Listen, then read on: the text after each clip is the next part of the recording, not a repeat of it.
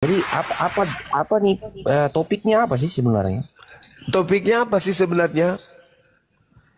Topiknya yang datang kepada Kristen itu bernama Yesus itu bukan Yesus, tetapi iblis, itu topiknya.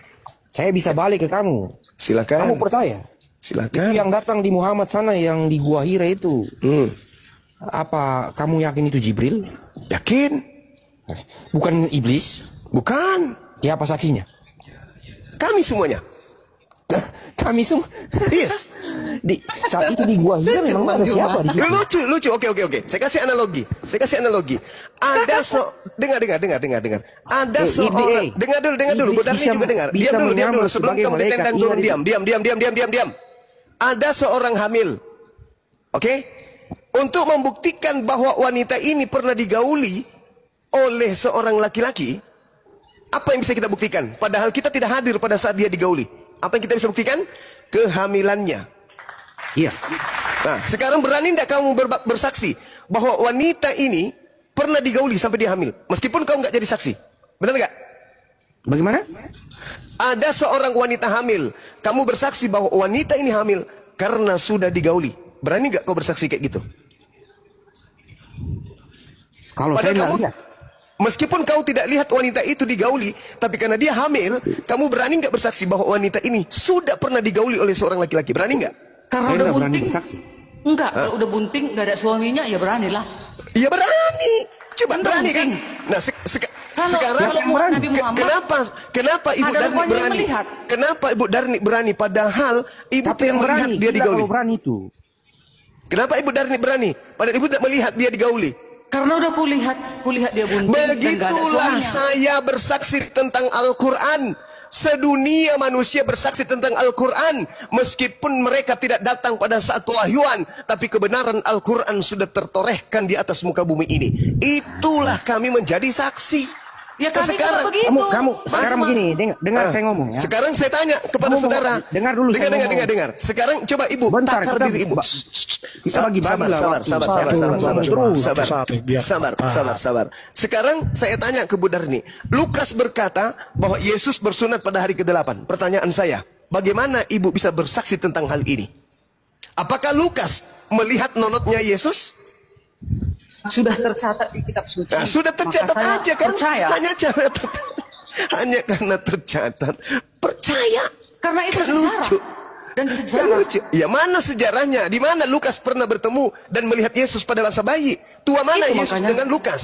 Itu maka dicatat di situ. Iya, makanya pencatatannya ini Lukas melihat nonotnya Yesus atau Yesus memperlihatkan ke Lukas. Lukas, sini masuk ke sarung, lihat nih. Si botak udah mulai. Oh, guruku Tuhanku sudah disunat. Begitu. Dan Begitu? Lukas Itu maksudnya? Lukas itu memang sudah dipilih oleh Allah untuk di mana? menuliskan itu. Diberikan Astagfirullahaladzim. ilham. Di mana tertulis? Jadi Di mana tertulis? Percaya kepada Allah Di mana yang Maha tertulis Besar. bahwa Lukas Dia memilih diberi ilham? setiap manusia yang dipilihnya untuk meneruskan pekabarannya. Di mana tertulis itu Bu Darni? Loh, itu nyatanya sudah dicatat si Lukas. Di dalam Kalau Hairil Anwar juga hadir pada saat itu dan menulis, apa bedanya dengan Lukas?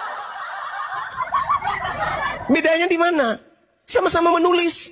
Kenapa kemudian tulisan daripada Barnabas ditolak? Maria, Andreas, Filipus ditolak, sama-sama menulis. Jadi Bang Kenapa Juma, ditolak? Bang Juma, jadi surat Al-Jin, siapa yang kalian percaya? Surat Al-Jin, surat kursi, surat Semua sapi itu betina. diwahyukan oleh Roh Itu Kudus gimana itu? kepada baginda Rasulullah Ya, Muhammad Sallallahu Alaihi Wasallam. mantap Gak lah nyambung kami. ibu Lukas ini.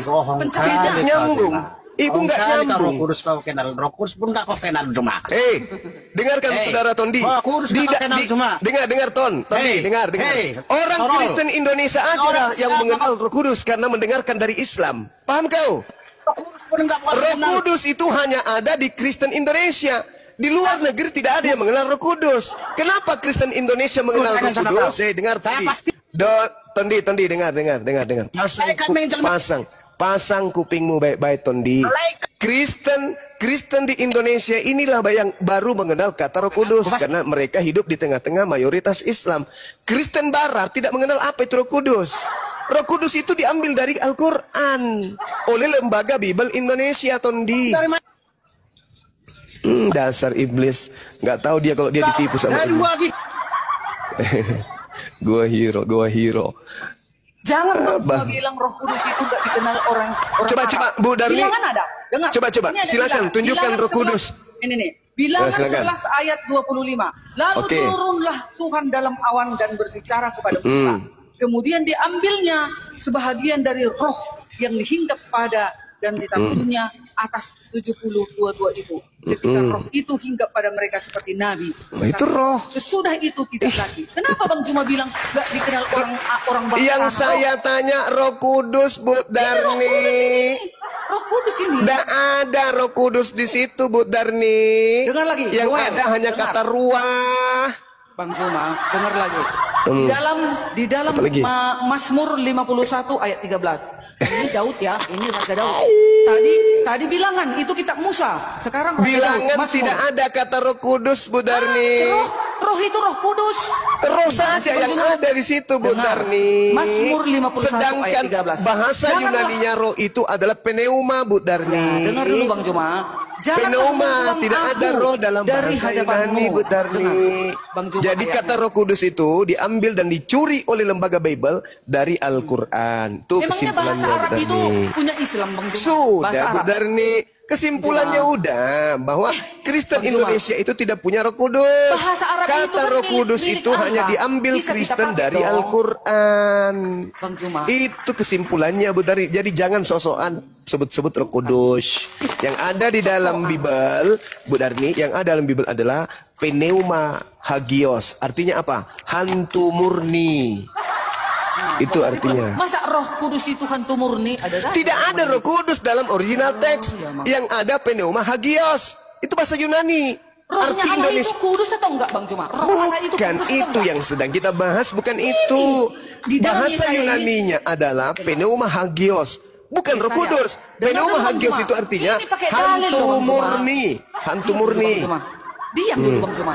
Yesaya 63 ayat 11. Di manakah dia yang menaruh Roh Kudusnya dalam hati mereka? Yesaya ini, Nabi Yesaya ini. Apa? Di mana? Di mana? Yesaya 63 ayat 11. Oke, kita baca ya. Lalu teringatlah mereka kepada zaman dahulu, zaman Musa, di mana dia memberikan naik dari laut bersama-sama dengan menggembalakan kambing dombanya. Di manakah dia yang menaruh Roh Kudusnya? Coba. Oke. Ada. Nah, sekarang di situ dikatakan apa? Roh Kudus. Ruah Kodes. Ruah Kodes. Ruah Kodes kan? Ruah. Roh Kudus itu kan sama itu Bang Zuma. Roh Kudus sama. Itu Roh Allah. Roh Kudus. Di situ dengarkan Bu Darni. Kalau Anda membawa Yesaya 63 nomor 11. Yesaya ini Nabi loh, Nabi Allah terdahulu. Iya, saya tahu. Di situ dikatakan ruah Kodes, bukan Roh Kudus. Ruah Kodes. Nah, lagi pula Ruah Kodes di dalam Yahudi itu bukan Tuhan. Oke? Lalu teringatlah mereka kepada zaman dahulu kala, zaman Musa hambanya itu. Di manakah dia yang membawa mereka naik dari laut bersama-sama dengan penggembala kambing dombanya? Di manakah dia yang menaruh Roh Kudusnya dalam hati mereka? Roh Kudus di sini bukan Tuhan. La haula wala quwata illa billah. Ini lagi dalil. Apalagi? Dalil ya. Lagi kemana? Kemana lagi? Tunggu ya sebentar. Ya. Dalam Kejadian, di Kejadian pun sudah ada loh. Di Kejadian 1 ayat 2. Dan roh Allah melayang-layang di atas permukaan air. Kejadian 6 ayat 3. Berfirmanlah Tuhan, rohku, kata Tuhan, rohku tidak akan selama-lamanya tinggal di dalam manusia. Bu Darni, manusia itu adalah daging. Tetapi Bu Darni, kalau Anda membawa Kejadian, Bu Darni, coba Anda baca di Mazmur 104 nomor 4, Bu Darni. Di situ dikatakan ruah. Ruah itu ternyata apa artinya? Angin. Yang membuat angin sebagai suruhan-suruhanmu dan api yang menyala sebagai pelayan-pelayanmu. Angin bahasa Ibraninya apa? Ruah. Berarti Kejadian 1 nomor 2, ruah Elohim melayang-layang itu adalah angin Tuhan. Angin Tuhan. Dengar yang melayang-layang. Apalagi? Terbang lagi. Mazmur, kayak mana Bang Zuma mengartikan ini angin? Tengok ya. Mazmur 104 ayat 30. Apabila engkau mengirim rohmu, mereka tercipta. dan engkau membaharui muka bumi. Kayak mana itu?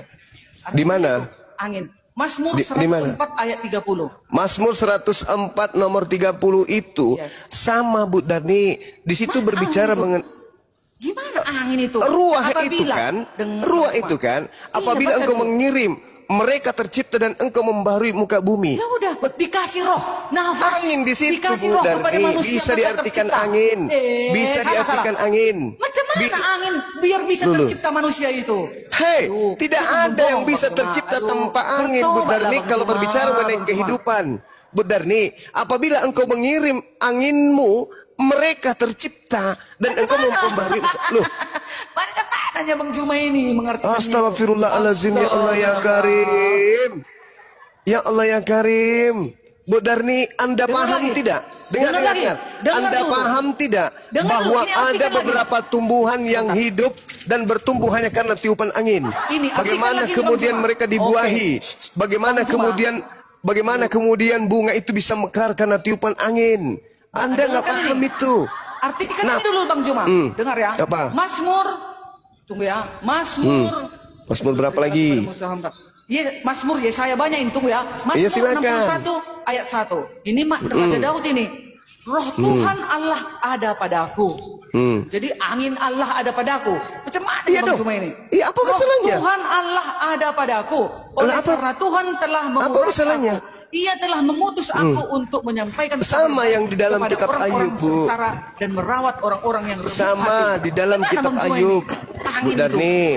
Sama di dalam kitab Ayub 27 nomor 3. Di situ tertulis apa? Selama napasku masih ada padaku dan ruah Elohim masih di dalam lubang hidungku. Angin itu. Dengarkan dulu, ini lagi. Apa lagi? Yehezkiel 37 ayat 14. Ini Yehezkiel Nabi ini Bang Juma. Aku akan memberikan rohku kepada dalammu sehingga kamu hidup. 37 ayat 14. Kayak mana angin membuat hidup? Aku akan memberikan rohku. Angin itu oksigen, Bu Darni. Rohku itu besar. Astagfirullahaladzim, ya Allah ya Karim. Bang Juma, dengar Bang Juma. Aku nggak mau Bang Juma itu masuk neraka nanti. Aku kepingin Bang Juma juga masuk surga ya. Nenekmu kipir, enak kali. Aku akan memberikan rohku ke dalammu sehingga kamu hidup kembali. Dengar, sehingga kamu hidup kembali dan aku akan membiarkan kamu tinggal di tanahmu. Itu roh itu memberikan kita hidup. Oh, bukan angin. Bang Juma ini ada aja.